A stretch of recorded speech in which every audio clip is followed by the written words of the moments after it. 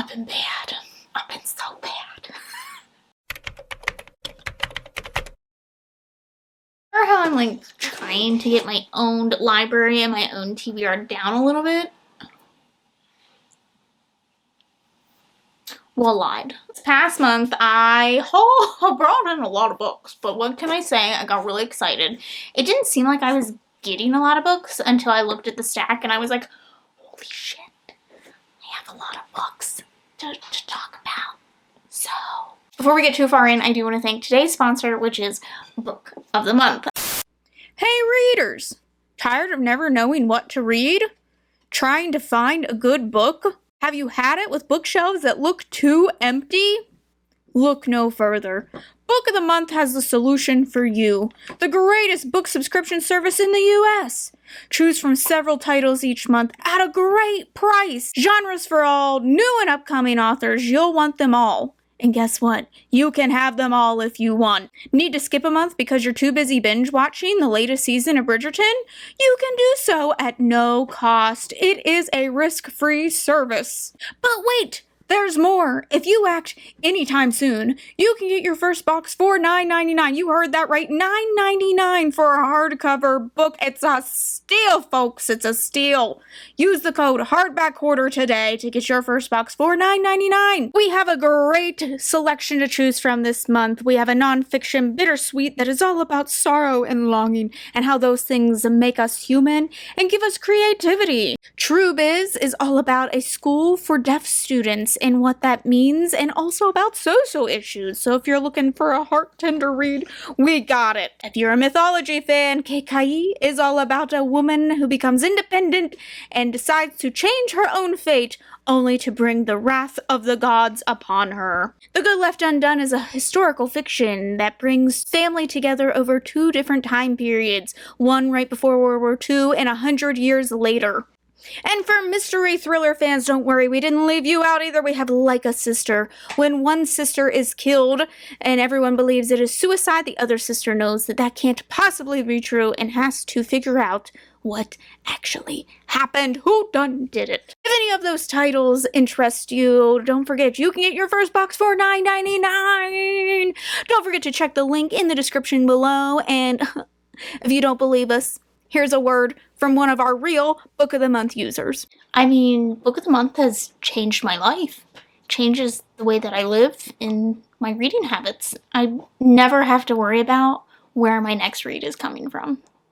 You can let Book of the Month change your life too. Thank you, Book of the Month, for sponsoring this video. Now let's get into even more of my books. I do have a few different sections because I actually have a good many arcs that I also had gotten or picked up or had gathered throughout the month. So I have some arcs, I have some books that I bought, and then I also have some books that I have gotten in other ways, shape, or forms. So I thought I would start out with the arcs just because they're going to be new and upcoming books that you might want to know about. We have The Marvelers, and I do believe that this is a middle grade, and it takes place at a magical school. We follow a girl who kind of has this rare power that people are kind of afraid of, and then one of the, most evil villains is in jail, and he gets out, and it's with the help of someone who has a power like hers, and people start to turn to her and blame her and assume that her magic was,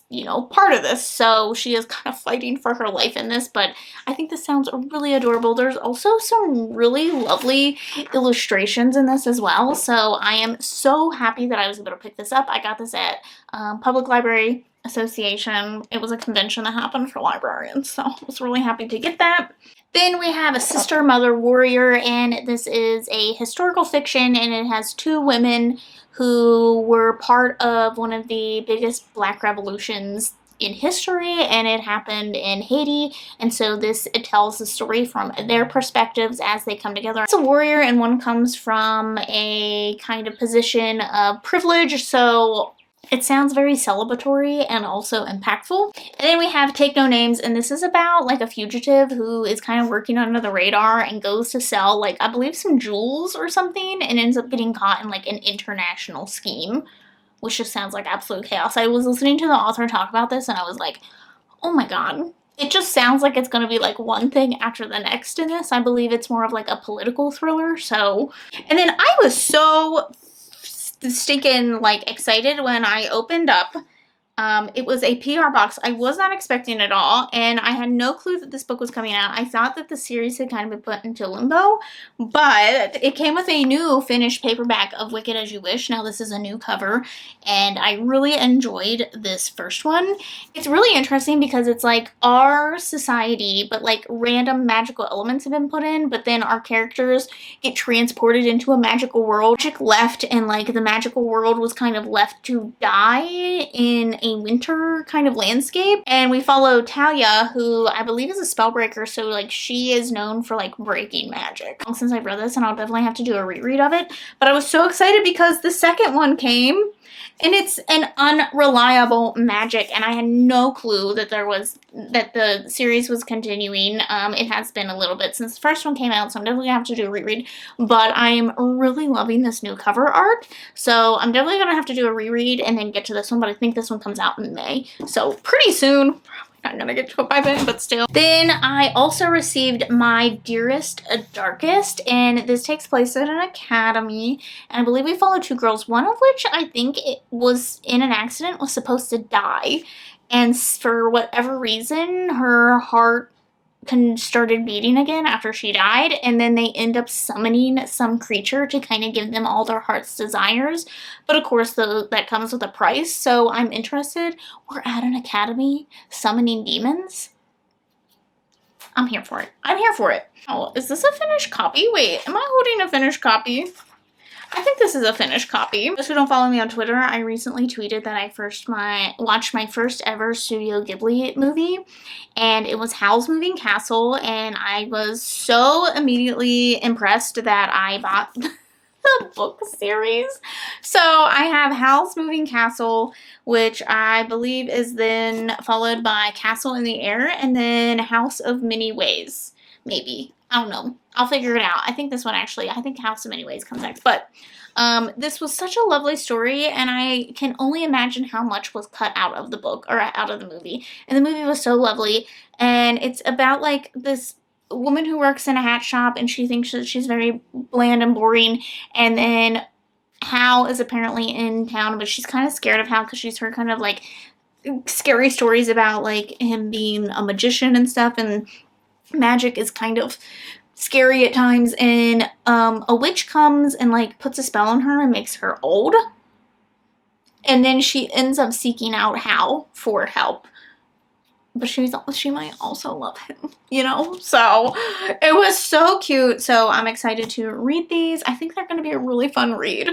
I was out of town book shopping, and I saw that they had buy one get one 50% off at Barnes & Noble, and they had Heartstopper, so I got Heartstopper Volume 1 and 2. Now I have already read these. I read these a while ago, and I really enjoyed them, so I'm happy to have some owned copies of them. This is about two boys falling in love, and it is so incredibly wholesome, and I love it so much, and I am happy to own these because I think these books are stunning, and they're hefty. I was not expecting them to be so big, so I'm interested to get the rest of the series that is published.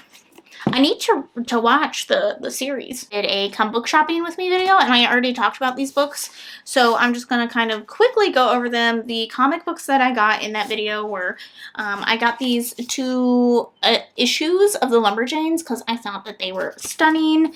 And then I also got this issue of Ma, which I don't know anything about Ma, but it just really stuck out to me. And I also picked up Spectacle Book 3 because Spectacle is one of my favorite graphic novel series, and it is about twin sisters. One of them is killed, and they work at a carnival, and her sister's ghost keeps appearing to her but doesn't really tell her what's happening. And basically other weird stuff starts happening, and her sister has to try to solve what's going on at the carnival, and it's lovely. And I also picked up The Me You Love in the Dark because it's by Scotty Young, who did I Hate Fairyland, which is my all-time favorite graphic novel series. and was blurred by Neil Gaiman. And this has to do with an artist who goes to this like haunted retreat type thing, and the muse that she thinks that she's going to get is not what she gets. I had also picked up this really cool retro looking version of The Ocean at the End of the Lane by Neil Gaiman, which is about a boy who ends up seeing like another world open in a dimension at the end of the road, and then this weird woman shows up and weird shit starts happening, and it's one of my favorite Neil Gaiman books. I also picked up An Elderly Lady is Up to No Good, and this is stories of just old ladies being badass and bitchy, I think.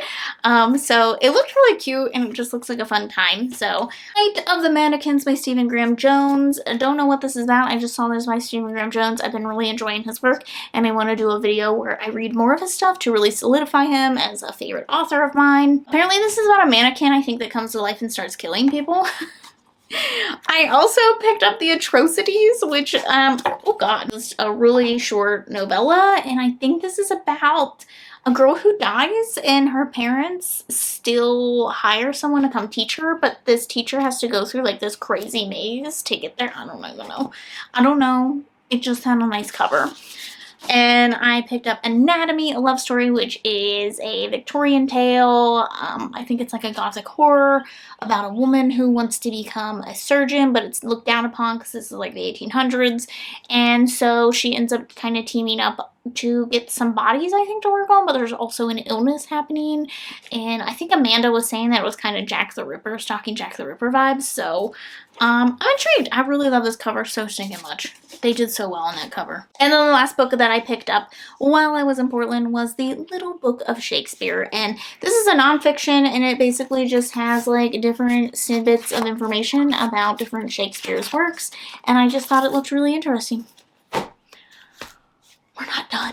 We're not done. I stopped at my little free library and I saw that they were getting rid of some Paolo Giordano books, and so this is how they did The Solitude of Prime Numbers. Now I haven't read that, but it's on my list, and I saw these and I was like, why not? Why not? So we have this first one, which is called Like Family, and this is like a novella. It's like an intense story about life and like life throwing you really unexpected terrible things.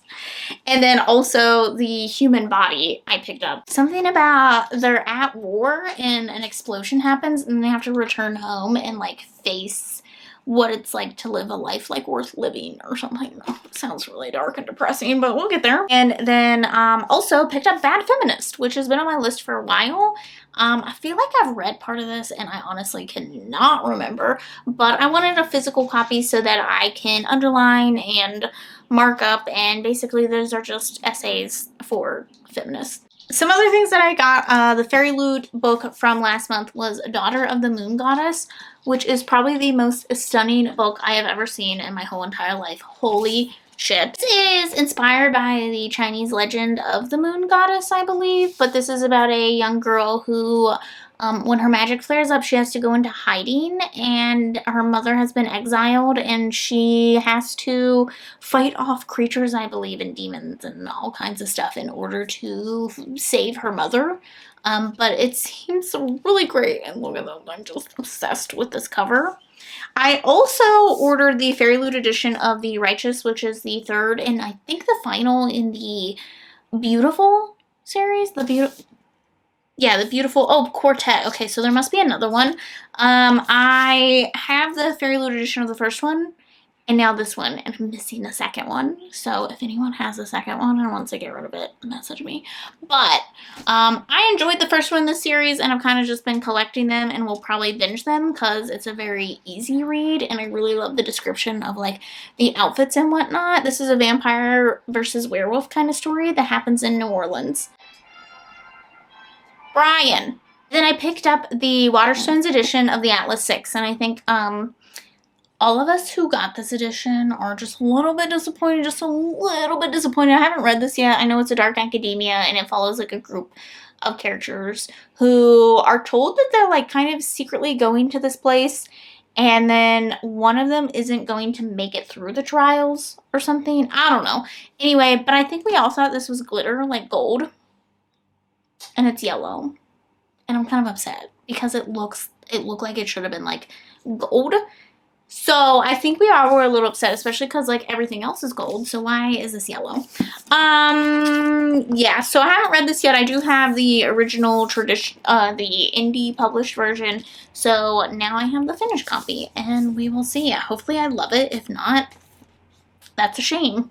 And then the last book that I have to talk about is actually a book from the library, and that is the Book of Living Secrets. I think this sounds so good. This follows two girls who are obsessed with this book, and they can't get a hold of the author, but they love it so much that they just keep rereading and rereading the story, and then they end up coming across this way to put themselves in the book. But when they get into the book, the world is not the world that they thought they were getting themselves into, and it's actually a world of like dark, sinister horrors, and so they have to rewrite the book and their fates in order to make it out. And I think it sounds so good. Let me know if you have read any of these books or which ones you think I should get to first. Thank you so much for watching this video. Don't forget to subscribe to see future videos from me. Thanks for watching, and I'll see you in the next one. Bye!